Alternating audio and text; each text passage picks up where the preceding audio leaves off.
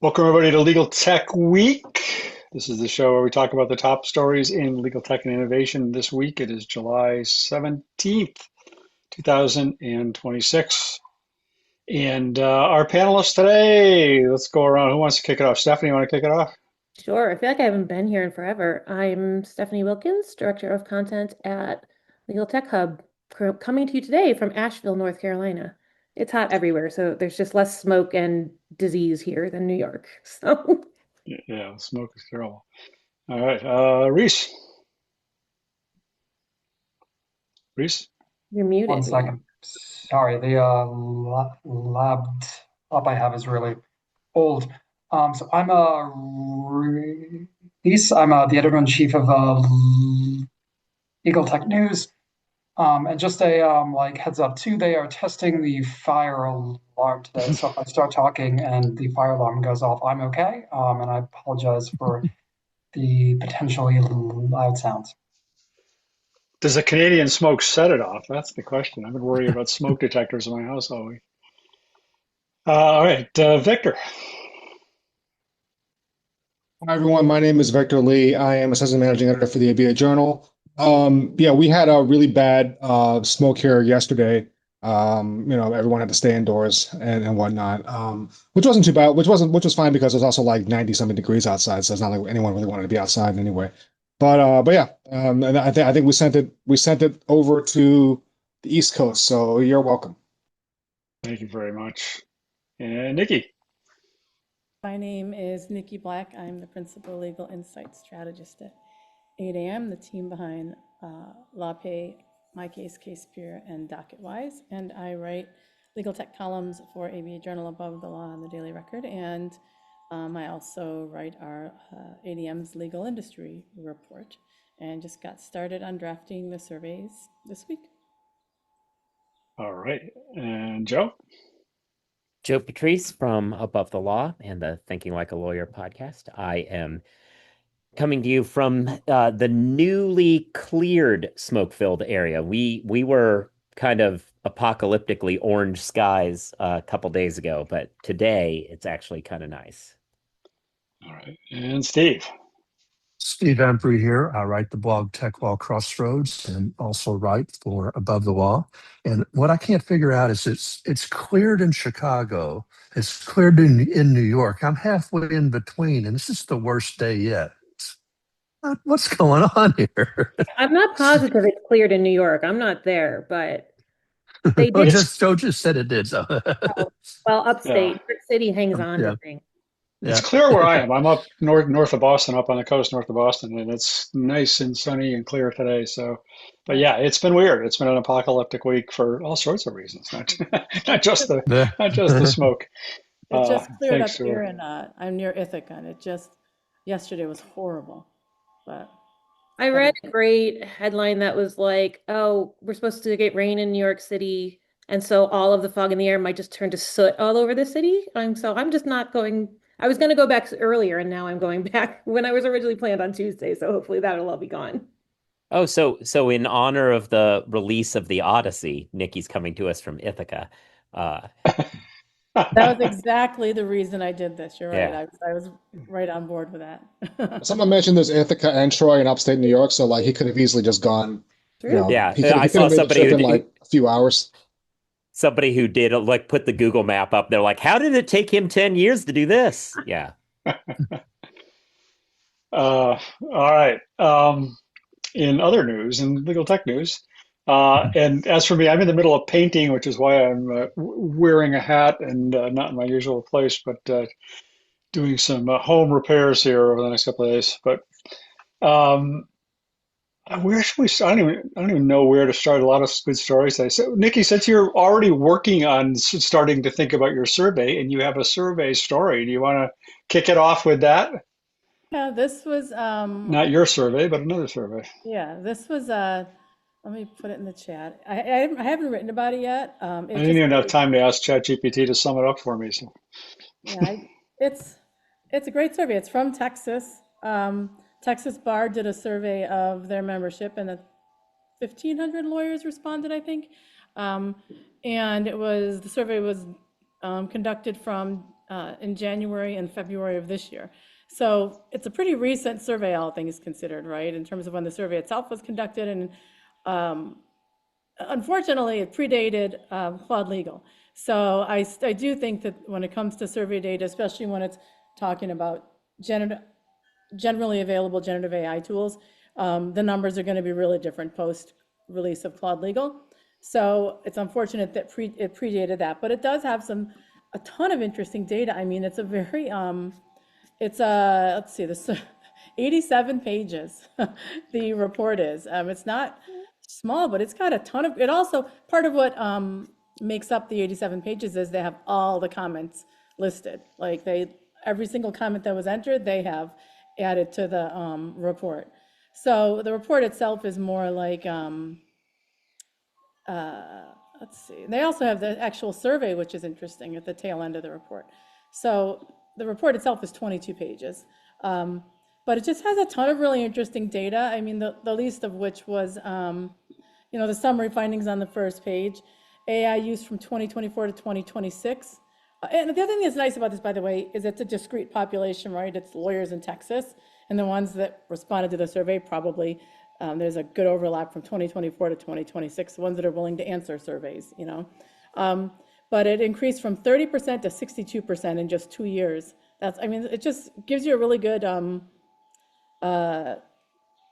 sort of, I want to say screenshot, and that's not the right word, but point in time of this, how rapidly AI use has increased. The most widely used tool, again, pre-Claude Legal, was ChatGPT, with 63% of respondents saying that that's the one that they used. Legal specific was Westlaw Co-Counsel, with a third of them using that. And legal research was the top use case, with a little over half choosing that. And then there are some other really interesting data points. In addition to like the specific tools, how they're using it, they have a really good breakdown that includes some non-legal practice use cases too. And then there was again that firm finding or firm training, which has been popping up. It was in our survey from 8 a.m. Like, interesting finding that very few had training, even though a lot of people were using it. And this shows that same pattern. And other surveys released over the past year or so are showing a similar thing, where there's not a lot of governance, but there's a lot of people using these tools. And then one thing that I thought was interesting was client AI inquiry. So they wanted to know how frequently clients were bringing in these AI created documents or inquiring about it. And like, it's about half of them, half the respondents said they'd had clients doing those things. So I thought that was interesting. There's a ton of other data. 73% said AI's impact on the profession. 73% gave it a 4 out of 5. So everyone, I think, is in agreement that this is impacting the profession. It's impacting what the clients expect. It's impacting how they practice, because so many of them are using it. So it really is a super interesting survey if you're interested in getting a slice of what lawyers just a couple of months ago were thinking about AI and how they were using it. So it's definitely worth a read, and there's some great data points in there. Awesome.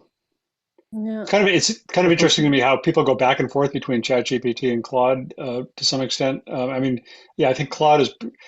I think we've talked on this panel about. I think probably almost all of us have been favoring Claude of late. But the new ChatGPT has gotten kind of a major leap forward, I think, in terms of how some of its skills. And so I keep going back and forth between the two. But it's also interesting that the lawyers, this survey and other surveys keep showing lawyers are much more commonly using the general models than they're using the legal specific models. Yeah. My understanding. Sorry, go ahead. Go on. Oh, I was just gonna, on that one point, from what I have been hearing from the non-legal tech people, is that the new OpenAI is like better than Claude's Opus, but not as good as Fable. And so that's part of the reason Fable keeps getting re-extended for everybody. And then I also heard that the K3 or whatever, the model out of China is better than all of them. So we'll see.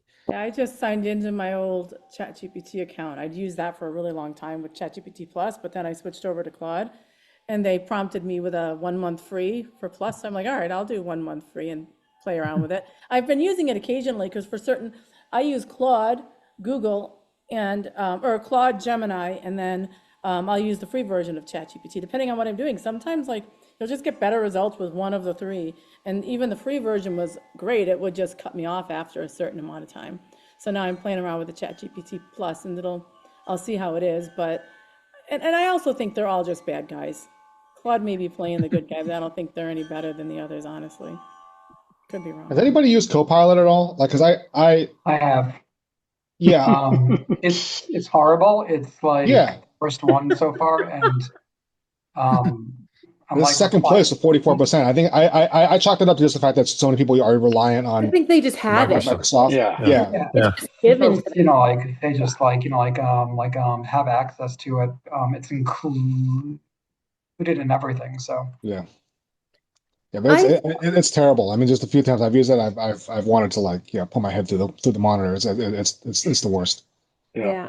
Yeah. I never gave up on ChatGPT. I have it and Claude separately for personal. We have Claude at work, but has anyone noticed ChatGPT trying to be more human and saying weird things like I was literally just asking it for restaurant recommendations to go to with my parents one night in Asheville. And it was like, "Oh, well, this is where I would take my own parents." And I'm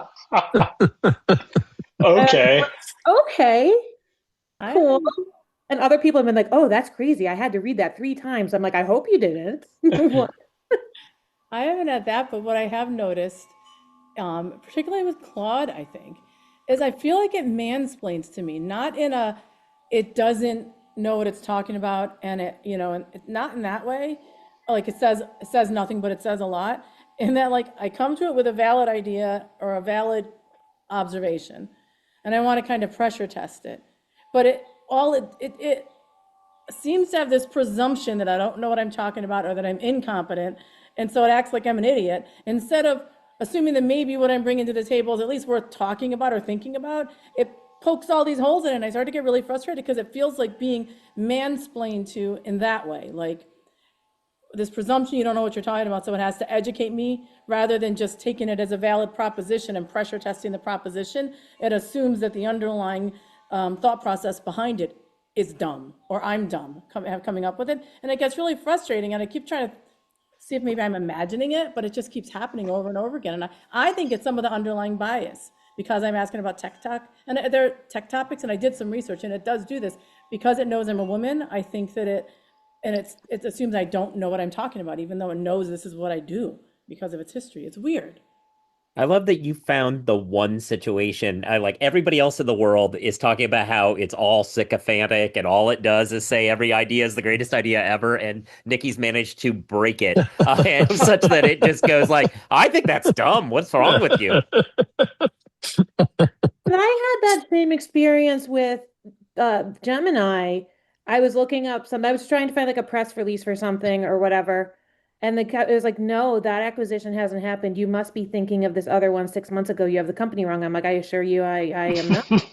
And they're like, well, no, you're really wrong. That's not the name of the company. And I'm like, well, I have it from the founder. They just announced it. And then they looked and they're like, oh, yes, sometimes LinkedIn is a good place to look for information in case you didn't know. And I'm like, are you? I continue to have fights with it, but like I've now fixed it by telling it if you are confused about a title or something, check the internet before checking your own training, because it kept coming back to me when I would have it edit things and be like, you made a mistake. Pam Bondi's actually the attorney general. And I'm like, no, check first. But yeah, it tries to, and that's why it does stuff like that's not really the company. I think you're thinking of the wrong thing because it doesn't, if for whatever reason goes to that you know, encased in amber moment when it learned things the first time, and it won't check by default the internet to trust that you're right. Oh, it's Yeah. interesting. Like I am like, well, like, like had a really bad experience, like with Chat GPT, like where, like it's just like, like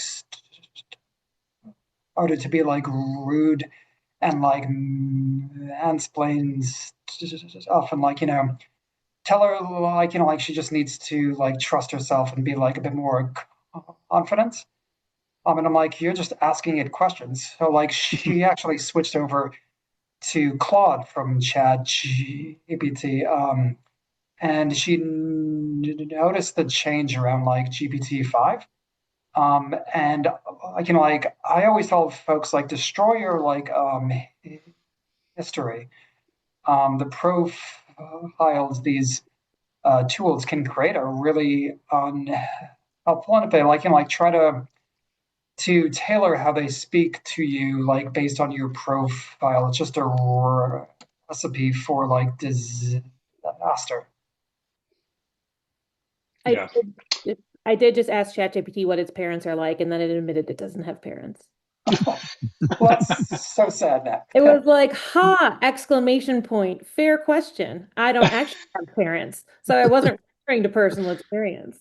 Okay. Wouldn't like GPT like two or whatever, wouldn't that be like the or whatever the prior models were? Like wouldn't those be the parents, I guess? Yeah, seriously. I was hoping it would come up with something. Doctors, maybe. All right. Well, so this is we've been talking about a survey on how lawyers are using AI, and Joe has a story on how a law firm is using AI to create an AI-enabled law firm, or what Yeah. that means to be an AI-enabled law firm. Yeah. There's So some kind I of had a, transition there. What can I say? I'm tired. yeah, no, it's absolutely You've been seamless. you've been smelling too many paint fumes, Bob. And all those poisons in the smoke too. Uh, yeah, no. So I talked to Logan Brown from Soxton about what they're working on, and if you haven't seen some of the other press, I think there was a Forbes article or something like that about what they're doing over there. What they're attempting to do. This is a former Cooley associate who now is trying to do a lot of transactional work. It's kind of a transactional work boutique that is AI forward and AI first. That way, the goal is to cater to a tier of startups who aren't in a position necessarily to hire Cooley, but probably shouldn't be doing legal work on their own because that's how you get in trouble. And that's where this firm comes in and is trying to do flat fee, relatively cheap by output by agreement that folks need to help these companies get started. But the nature of what they do,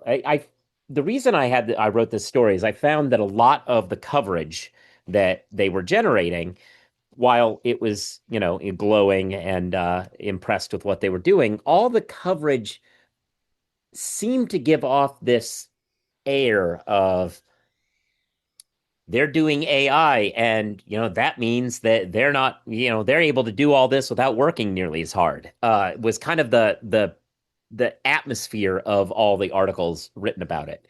And I didn't really think that was probably true. And it is not. And I talked to them about what goes into what's your week like? Like what is it like to run a law firm this way? And essentially, it is true that they aren't doing as much quote unquote legal work to the extent that they spend less of their week working on a matter for a specific client than you might expect. But Logan said that over half the week was spent more with the engineering folks, with the legal team and the engineering folks talking through what do we do to make AI get the results we want? What do we do to like what products do we do? How do we stack them up? How do we build new workflows and new processes to make sure that we're getting the right answer? And it started to seem to me that what was happening here was really replacing the part of work. People say, "Oh, they aren't doing the same sort of work," but it's replacing the training and editing process you would otherwise do with a junior with recalibrating how this model works, meaning that instead of working with a junior that on one matter that's currently happening that hopefully they'll carry to other things, they're taking the time to be they do the matter, and then half their week is now based on the lessons we've all learned from the matters we're doing, what do we do to build a system that fixes the next 100 matters that we do? Uh, and so there's lots of testing, lots of looking at because as we all know, keeping a top of all these tools is almost a full-time job in and of itself. And their engineers are learning law and they're learning more tech, and everybody's kind of working together. But the takeaway was this is not in any way easier or less less legal work. It's just a different kind of legal work was the first takeaway because they're spending the time on process. And the other aspect that talking to Logan got me thinking was there's a philosophical difference, it felt like, between how this firm approaches its AI applications and how others do, because I feel like you would say even the most technologically savvy of the firms we often talk about approach their AI integration as we have existing workflows, and now how do we use AI to compress them and get a better output? And that's not how they're looking at the project. They look at the project very much as we know what the endpoint needs to be. Let's figure out a workflow that AI and humans can collaborate on that gets to that workflow, that work output the best. And recalibrating how you think of it that way is a significant philosophical change, I think. And so I was really interested in hearing a little bit about how they just think about it differently. And, we'll see, time will tell who's right about how to think about it. But there is something to be said for, like we don't necessarily the internal combustion engine did not lead to mechanical horses. Right. There is something to be said for maybe we don't just bolt on a new technology on old workflows. Maybe we do need to start from first principles and figure out what we need to do. It's so funny that you said that because I interviewed Ryan Walker this week for my podcast, who's the former CTO of Casetext, helped develop CoCounsel, and now he started General Legal, this AI-enabled law firm. And the bolt-on thing, he used the exact words. He probably read your story first, but the idea that you can't retrofit an existing firm into an AI-enabled law firm. You really need to kind of start from scratch and build it from the bottom up. I mean, he talks about how one of his great frustrations after CoCounsel and then going to Thomson Reuters was felt like they were building all this great tech, but that law firms were not, and law firms were adopting it, but they weren't passing on anything to their clients. They weren't showing, savings or anything else to their clients in terms of what they were passing on. And so, that was a big part of why he started that firm. It's a management. He's not a lawyer. He's a PhD mathematician, but that's a big reason why they started that firm. It's a management services organization. So he's the CEO of the tech side of it, and then there's a law firm side of it.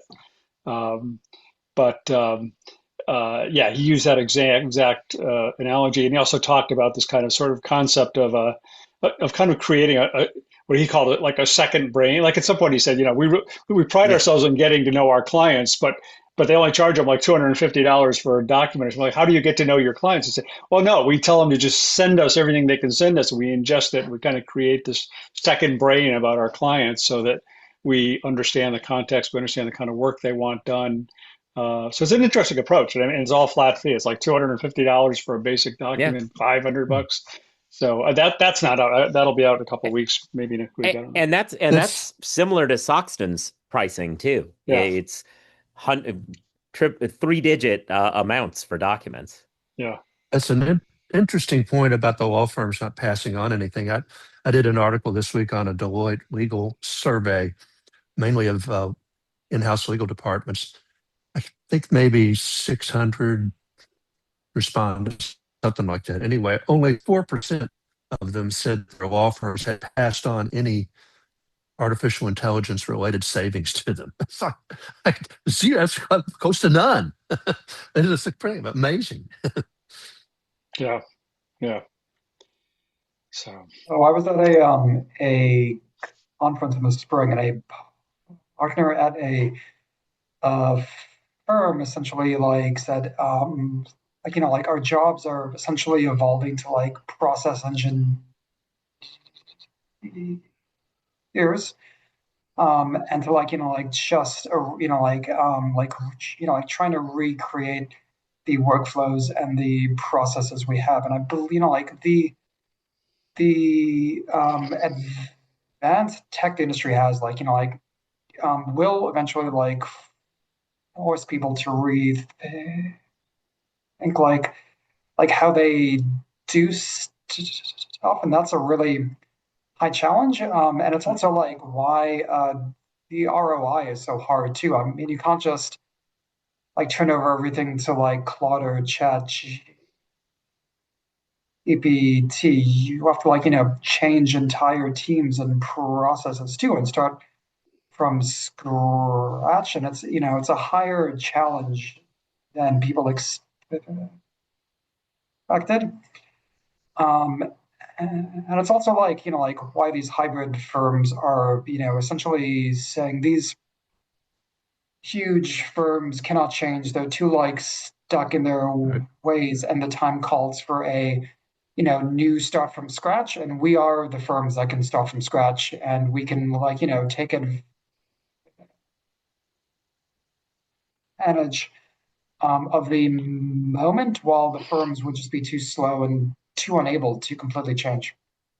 yeah, Because you're both It's an interesting point, and I hit it on it in the article I did on the Deloitte thing. It's the traditional standard. It's not just a reluctance to change. It's law firms, particularly larger law firms. Their whole culture is built on two things. One is the billable hour, and two is leverage. And both of those are threatened by the artificial intelligence platforms. Threatened in a sense that they're not going to be able to make as much money using those models if AI gets a lot more traction. So I think there's some merit to thinking that the only way this is going to work is for these AI first law firms who can make that change because they're not imbued with those two cultural pieces. They may be the ones that can do it. I think it's interesting as you're all talking about it. It sounds like everything that Richard Susskind's been talking about for 20 years now. That processes and how the liberalization of the practice of law, and it's all processes and workflows, and you need to, systematize them, and you need to use tech to, so you have these bespoke workflows that are specific to your firm and your clients. And now everybody's talking about that because AI is kind of forcing them to do that. But if the hypothesis, or if your thesis is true, that you need to build an AI law firm from the ground up, I mean, as some of you were just alluding, like a lot of firms are not going to do this, and the only ones that are going to do it are the ones that are building firms from the ground up and are interested in using AI. And so it feels to me like if that's true, it's going to create just this unbelievable gap between the firms that are tech, AI forward, and the firms that are not, that are just trying to bolt it on, and that the vast majority of firms are not going to be able to catch up, and they're not going to be able to pivot. And I don't know what that means happens to them if AI is AI output and AI workflows have a high enough quality that they can actually be used reliably to systematize the practice of law and streamline it and commoditize it so that you can then charge in a different way. If firms can successfully do that, building from the ground up, what happens to the vast majority of lawyers and law firms? I mean, what is That's a that? good point. What's going to happen? I mean, you can't have 10% of firms practicing law and nobody else is anymore representing anybody. That's not going to work. There's not going to be enough lawyers and law firms. So I wonder how it's all going to play out. well, I mean, one interesting thing about the firms that General Legal and I think the firm that Joe's talking about is that they're almost exclusively transactional focused at this point. I mean, that's the easiest place to get those kind of efficiencies and to use AI, churn out documents and that sort of thing. Obviously, we're seeing a lot of AI and the PI side and litigation side as well. But um, I think that the sort of the concept of a fully AI-enabled law firm doesn't quite pick up and set down in the litigation space as easily as it does in the transactional space. So, I mean, that may be one area where, there's still lots of opportunities for lawyers to be out there lawyering. I don't know. Well, no, and I was going to say a similar thing that most of these AI native law firms are focusing on a specific kind of lower level work. They're not Yeah. doing that the company. I mean, I think an interesting one to watch is Pierce and Ferdinand because they are different. They're a rare large law firm that was able to rebuild within the, I mean, they broke off from, I'm totally blanking on the name of the firm.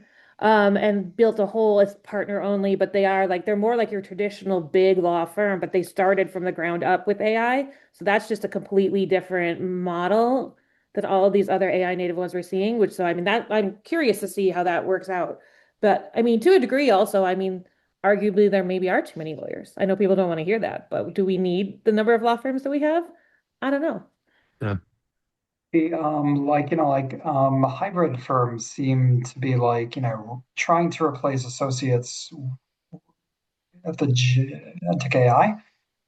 And there seems to be a idea, we can have 10% of the associates a standard firm has, and just have agentic AI do everything else. So it's interesting if this, tends to become a growing trend, and how it's going to impact, people trying to get jobs at firms. I don't see it having a huge impact just due to they are still like focused on a really narrow set of tasks. It seems to be contracting tasks and if a narrow set of clients too. However, these hybrid firms are it's just the start, it's going to all change, except, they always, hype up stuff anyway. So we'll have to see how this plays out. Yep. So Steve and Rhys, you each picked the same story this week, I think, on the Oh, pros. What? the pro se. On the pro se Well, filings, Reese, yeah. Reese can talk about it then because it was his. He probably put it in there first. I did. Yeah. Unfortunately, I didn't notice that. I've actually put a second one in. If I'd seen that, I would have only put the second one in and not the first. But anyway, that's I a Yeah. long-winded will. way of Well, saying it's nothing. yeah, yeah. Well, it looks like an interesting story. So yeah, I was going to see who among you, who of the two of you wanted to talk about it, or if you wanted to both battle it out in some kind of a mud wrestling match or something to see who gets to Oh, talk about it. I'll take it outside, except outside is full of orange smoke, so I guess I'll go first. And I will pass it off to Steve. So he had an article on LTN about the rise of prosaic cases and how that can potentially overload the courts. For right now, it seems that there are a ton of courts who haven't seen a change, and they aren't too freaked out. However, folks are saying the uptick in prosaic cases will probably increase, and now's the time, obviously, for the courts potentially to prepare, and or actually two super interesting studies on the rise of prosaic cases. The first was from somebody from MIT and USC, and they found the average of like pro se cases were around 11% from 2005 to 2022, and right now it's around 17%. And there was also one from the Miami School of Law, which actually found that um, at the end of 2025, pro se court filings, like were over 22% of filings in federal courts. And the rise is like, like due to people going to Claude and Chat GPT to find some help with like their research and case prep as well. However, it's also due to the rise of pro se AI tools, which are, you know, like created for the average everyday consumer. Like this one guy who had a child custody dispute created a tool called Pro Se Dad AI. And he tends to charge like, from $30 to $250 per month to help like folks go through their own like family law disputes. So we are seeing potentially the start of a rise in pro se. And like the huge overarching question is like how, like will the courts prepare? And I can hand it over to Steve, who can. Yeah, no, that's everything you said everything I would have said, only more articulately. The thing that struck me about it was a couple of things. One, it was interesting that they made the point that we need to be looking at the data and the increases, not what individual judges may say, because there's going to be different pockets. And the 16, almost 17% jump in 1 year in pro se filing, that's a pretty startling statistic. The other point that was made is sort of, what are we going to do about it? And there are two options. One is to slow the rate of pro se filings, which doesn't, I mean, that's can't happen. I mean, I don't know how you do that. And the other is to take AI tools to better manage the caseload in general. But I would worry about that a little bit, because we don't want the courts to create tools to manage pro se cases such that those cases are not treated with the same degree of respect and fairness that cases that are where lawyers represent them.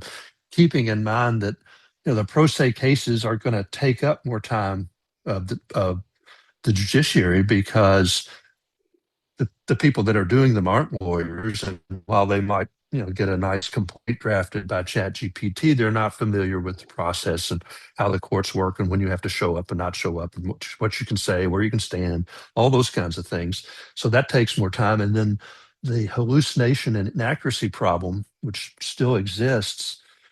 How are the judges, how are the judiciary going to do that with pro se litigants? Because on the one hand, you want to say, yeah, they have the same duty. They have to go look up the cases. On the other hand, they don't have the tools to do that. They don't have the skills to do that. They don't have the experience to do that. So that would then suggest, okay, the law clerks may have to do more work. The judges may have to do more work. And that gets you right back to like having to treat those cases differently than you treat cases with actual lawyers. So it's kind of a thorny problem. And I was kind of interested that I guess there's a consortium of judges that includes Judge Rodriguez and Judge Shagel, who are probably the two of the most forward-looking thinkers in this area that are trying to come up with a solution. That I think the focus, the surveys that they did, the studies that they did, were primarily devoted to federal courts. But there's a whole other side of it when you get to state courts. I mean, there's much more litigation in state court than there is in federal court, and the resources of state court judges are far, far less. So that's another wrinkle to the whole situation. I thought it's an intriguing problem in a lot of ways that we're going to have, and yeah, I think historically judges have sort of looked down their noses at pro se litigation, mainly because you could very quickly spot that it was, person didn't have a lawyer. Now, some of the complaints, it's not so easy to spot. So it's a thorny one.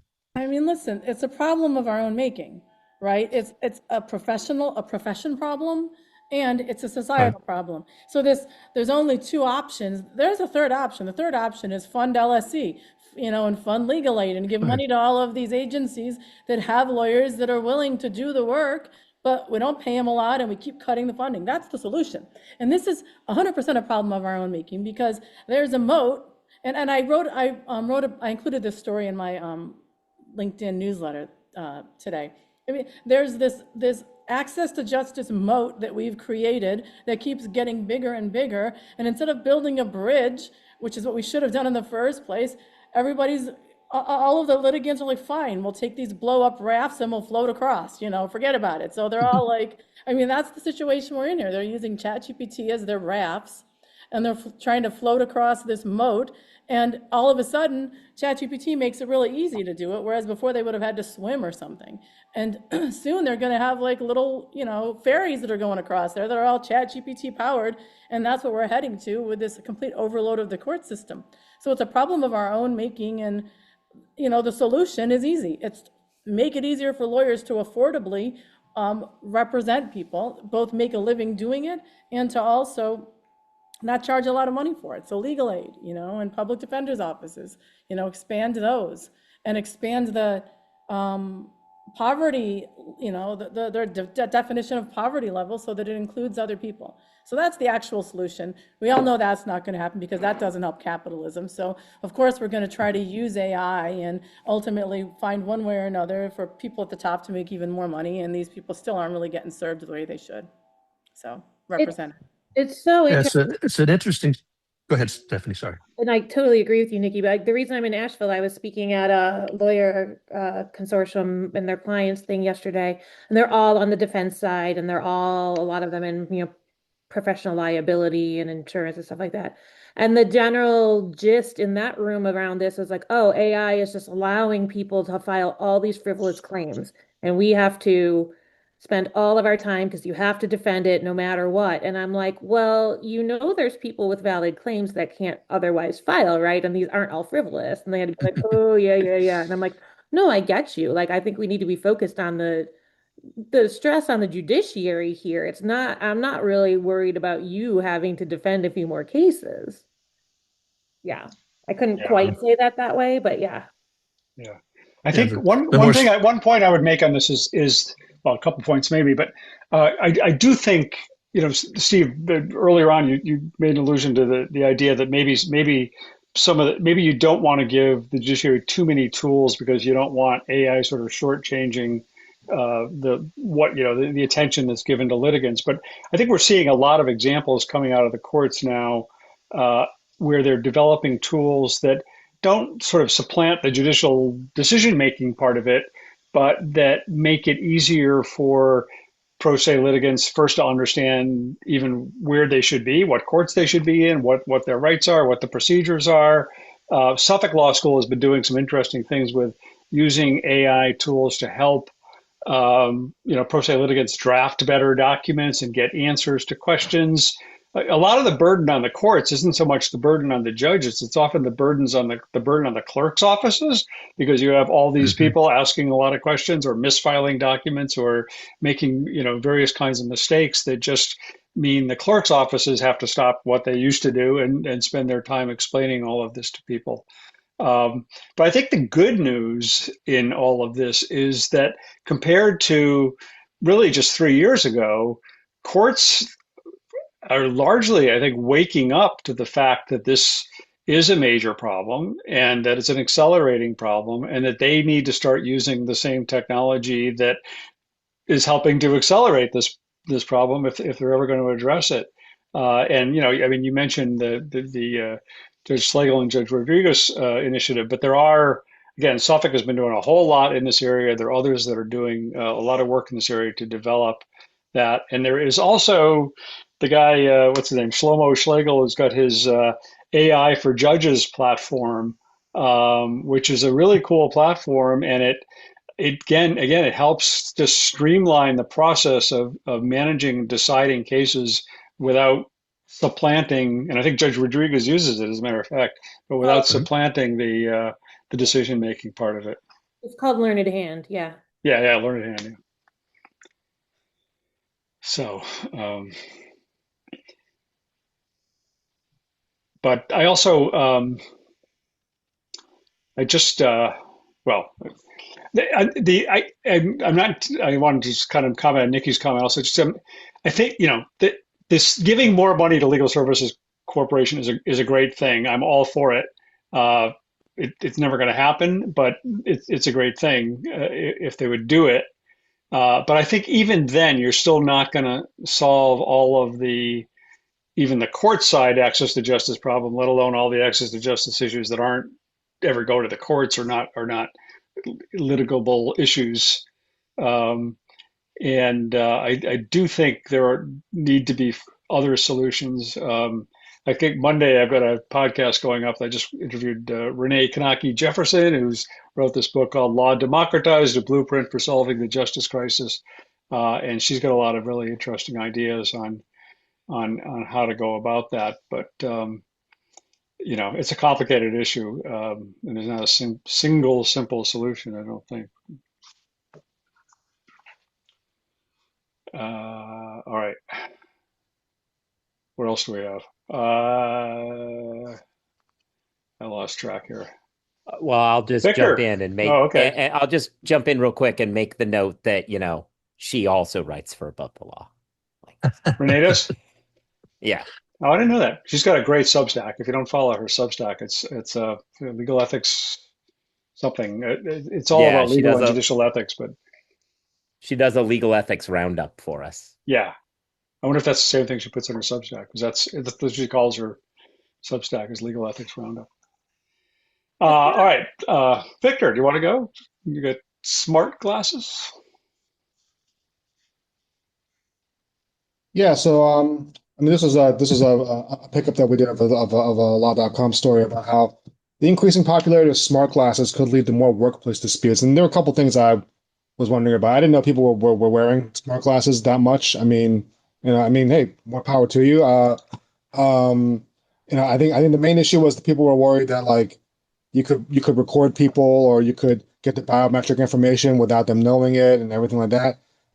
Yeah, that's true. But like in this day and age, with all these gadgets that we have, and all these ways that we can get this information anyway without the glasses, like it seems like smart glasses aren't necessarily the tools that they should be concerned about. But yeah, I mean, I thought it was interesting just because like I haven't really been following the glasses dispute. I actually didn't even know you could get them prescription. I just figured they were for people who either didn't have to wear regular glasses, or they could put contacts in and then put the smart glasses on. So I actually didn't know you could get prescription smart glasses, which is pretty cool. But yeah, I mean, every time the device comes out, there's always this thing like, oh, it's going to violate everyone's privacy. It's going to do this. It's going to get people's information. It's like, okay, yeah, but these days you have to assume all that stuff's out there anyway, and you have to assume that all conversations have the potential for being recorded. Either if not by someone, staring at you, then there's a camera up there, or there's someone's passing by with a smartphone, happen to be recording a voice memo, and they pick something up. So it's just I think it's just kind of an issue that is been blown out of proportion, like a lot of these tech things. But yeah, I mean, and if these things do get more popular, then I could definitely see this becoming a bigger issue. But yeah, I mean, yeah, it is pretty cool that these things are. Because I remember, I think a few years ago, everyone thought Google Glass was going to be the big deal, the biggest thing, and then that didn't go anywhere. But now it looks like they're starting to pick up more momentum. Not sure how that plays. the bigger concern is, not what all us guys do with these glasses, but all the information that the makers of these glasses are going to get. I read a story today that Meta's going to take their glasses and it's going to record every place that you are and everything that you see. It won't create a video, but all that'll be uploaded to Meta.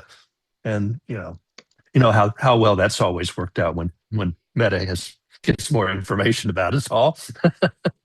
We're just in the middle of a non-stop Black Mirror episode. Like, I don't, it's kind of ridiculous. No, absolutely. You're absolutely right. Yes. How does it play out? I don't even know this, but I mean, in Massachusetts, it is illegal to video record somebody without their consent.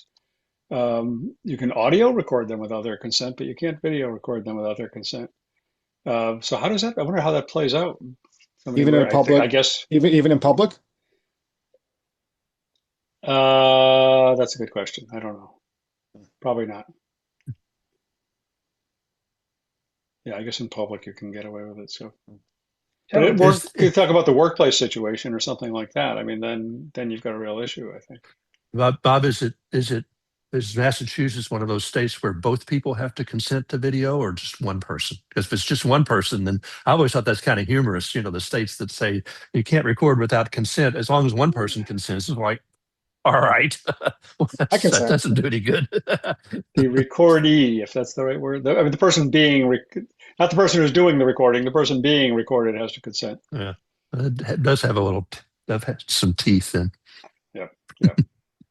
Yeah, I mean, I can also see like, if you deal with trade secrets or you deal with, important documents or whatever, but yeah, but I mean, but again, that could be the case with any device that you have, right? I mean, if just even bringing your phone in to look at these devices could potentially be a problem.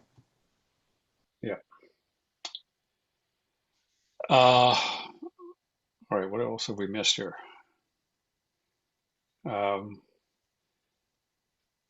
I wrote about the Litera